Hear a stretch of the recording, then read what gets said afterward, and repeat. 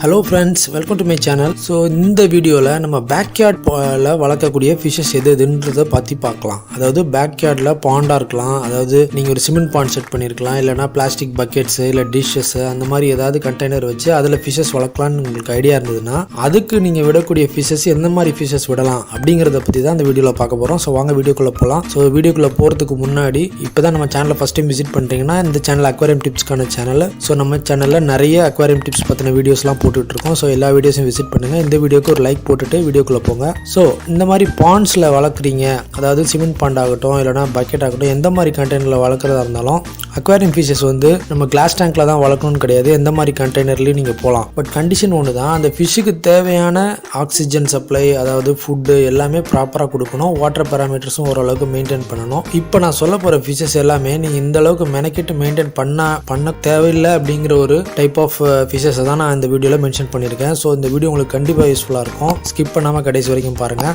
So அவுட்டோரில் வளர்க்குறதுக்கு எல்லாருமே first prefer பண்ணுற ஃபிஷஸ் என்னென்னா லைவ் பேரர் ஃபிஷஸ், அதாவது ஸ்மால் சைஸில் இருக்கும். ஸோ இது எல்லாமே வந்து ஒரு 3-3.5 இன்ச் வரைக்கும் தான் மேக்ஸிமம் வளரும். நான் எந்த ஃபிஷ்ஷை பற்றி சொல்கிறேன்னு உங்களுக்கே தெரியும். கப்பி ஃபிஷ்ஷு, மோலி, பிளாட்டி, அதுக்கப்புறமா இன்னொரு ஃபிஷ் இருக்குது, அதான் வந்து beta fish. So beta fish மட்டும் ஒரு 3.5க்கு மேலே கொஞ்சம் இன்ச்சஸ் வந்து கொஞ்சம் லெங்த் எக்ஸ்ட்ரா வளரும். அதோடைய டாசல் ஃபின் எல்லாமே கொஞ்சம் பெருசாக இருக்கும் இதை பார்க்கும்போது. ஸோ பீட்டா ஃபிஷ்ஷோட கேர் வந்து வேற மாதிரி இருக்கும் அவுட்டோரில்.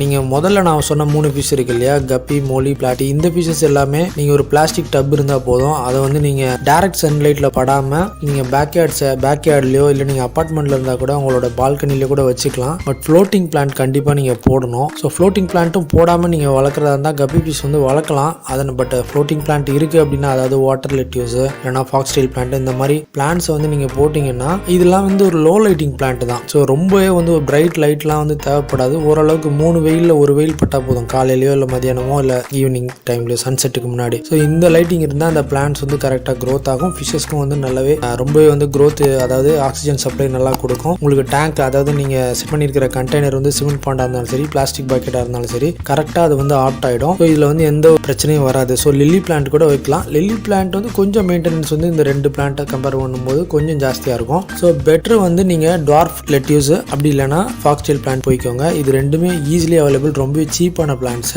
ஸோ நீங்கள் பக்கத்தில் இருக்க ஏரியிலேருந்து கூட எடுத்துகிட்டு வரலாம். நீங்கள் வந்து டார்ஃப் லெட்யூஸ் எல்லாம், டார்ஃப் லெட்யூஸ் அதாவது இந்த மாதிரி பிளான்ட்ஸ் வைக்கிறதுல இன்னொரு பெனிஃபிட் என்னன்னா, இந்த லைபரர் ஃபிஷஸ் எல்லாமே வந்து சீக்கிரமாக குட்டி போடக்கூடிய ஃபிஷ். அதாவது பிளாட்டியை கம்பேர் பண்ணும்போது கப்பி, மோலி ரெண்டுமே ஃபாஸ்ட்டாக வந்து ப்ரீட் பண்ணிடும். ஸோ அந்த ஃப்ரைஸ் எல்லாமே அதில் போய் ஒளிஞ்சிக்கும். ஈவன் தான் நீங்கள் ஃப்ரைஸ் கம்ப்ளீட்டாக கேர் பண்ணால் நீங்கள் ஃப்ரைஸ் வந்து வேற ஒரு கண்டெய்னரில் எடுத்து தான் ஆகணும். ஸோ நம்ம அடுத்த ஃபிஷ் பற்றி பார்க்கலாம். பீட்டா ஃபிஷ் சொன்னோம் இல்லையா, பீட்டா ஃபிஷ் வந்து அவுட்டோரில் வளர்க்கலாம். ஸோ சிமெண்ட் பாண்டில் வச்சுக்கலாம், பிளாஸ்டிக் பக்கெட்டில் கூட நீங்கள் செட் பண்ணலாம். ரொம்பவே ஹீட் வந்து போகாத மாதிரி பார்த்துக்கோங்க. ஸோ பீட்டா ஃபிஷ்ல ஒரு டிராபேக் என்ன அப்படின்னு பார்த்தீங்கன்னா, லைவ் பேரர் ஃபிஷஸ், சின்ன ஃபிஷஸ் எல்லாம் வந்து நீங்கள் கூட்டமாக வளர்க்குற மாதிரி இதை வளர்க்க முடியாது. அன்லஸ் அதர்வைஸ் நீங்கள் ஃபீமேல் பீட்டா மட்டும் செட் பண்ணுறீங்க அப்படின்னா நீங்கள் கூட்டமாக போட்டு வளர்க்கலாம். அப்படி இல்லைன்னா நீங்கள் மேல் பீட்டா பண்ணுறீங்க, ப்ரீடிங் ட்ரை பண்ணீங்கன்னா அதுக்காக ப்ராப்பராக நீங்கள் ஒரு பேர் தான் நீங்கள் வந்து மெயின்டைன் பண்ணி ப்ரீட் எடுக்கிற மாதிரி இருக்கும். ஸோ இது வந்து கொஞ்சம் இந்த லைவ் பேரரில் ஸ்மால் சைஸ் ஃபிஷஸை கம்பேர் பண்ணும்போது பீட்டாக்கு லைட்டாக கொஞ்சம் காம்ப்ளிகேட்டாக இருக்கும் உங்களுக்கு ப்ரீடிங்கு.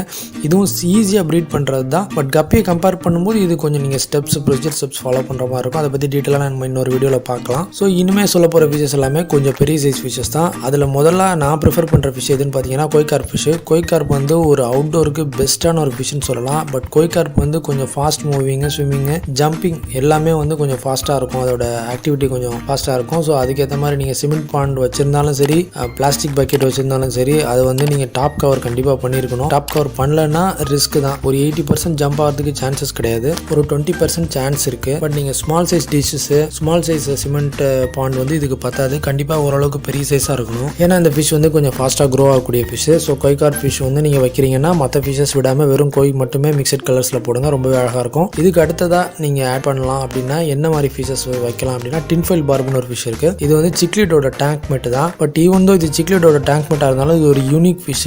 ரொம்பவே, அதாவது கொய்கார்ப்பை கம்பேர் பண்ணும்போது டின்ஃபைல் பார்ப் ரொம்ப ஃபாஸ்ட்டாக ஸ்விம் ஆகும். அதுவும் இல்லாமல் ஜம்பிங்கும் ஃபாஸ்ட்டாக இருக்கும்.